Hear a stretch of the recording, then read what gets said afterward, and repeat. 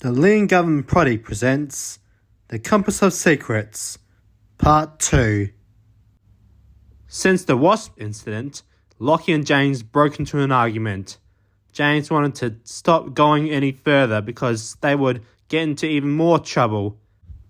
Lachy, on the other hand, said they would already be in enough trouble as it is.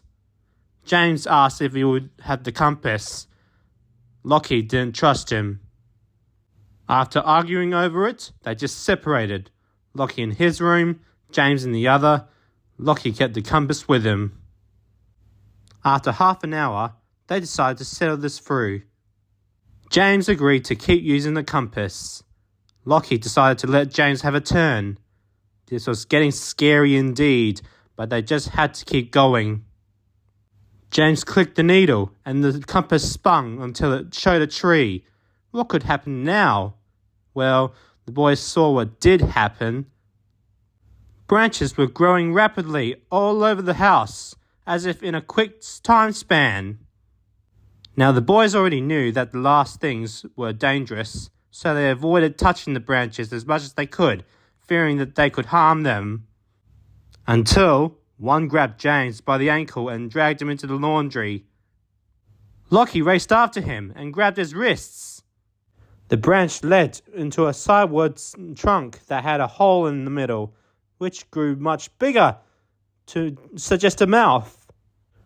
Another branch caught Lachy. James dropped the compass. Lachy grabbed the compass and clicked the needle.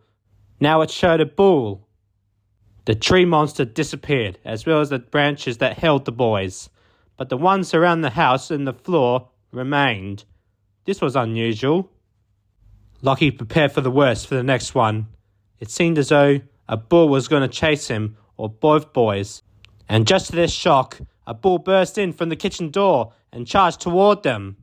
Lachy moved out of the way, but the bull only concentrated on him. Lachy just ran for the slide door but couldn't get it open on time when the bull burst into that, missing him. Now the bull was out in the back.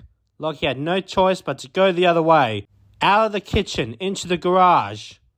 The bull broke through the door that led to the back and chased Lachy. Then it disappeared again. Why? Because James clicked the needle and set it to a camel. Lachy was all puffed out and his heart pounded. After catching his breath again, Lachy noticed many figures in the distance. As they got closer, he knew what they could be. Camels! And they were running toward him.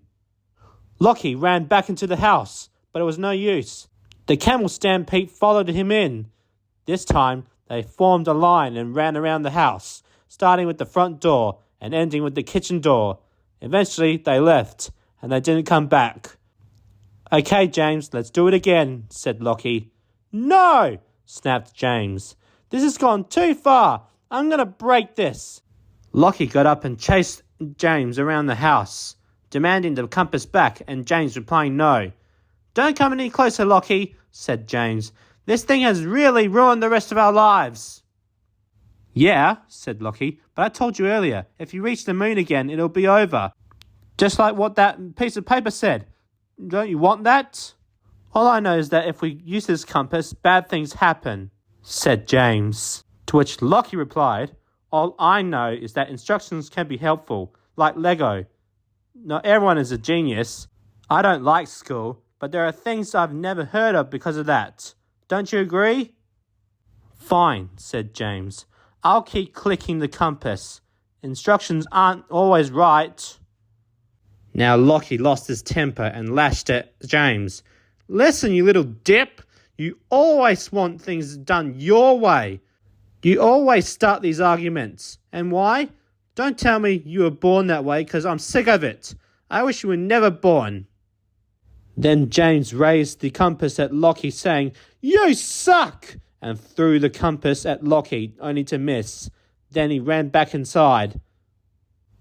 Now was the chance for Lachy to grab the compass and click it himself. The compass landed on a nun, and very soon a nun appeared in front of him. "Just tell me what you're going to do," said Lachy. "I've come to help," said the nun. Lachy couldn't believe this. No, really couldn't. "You what?"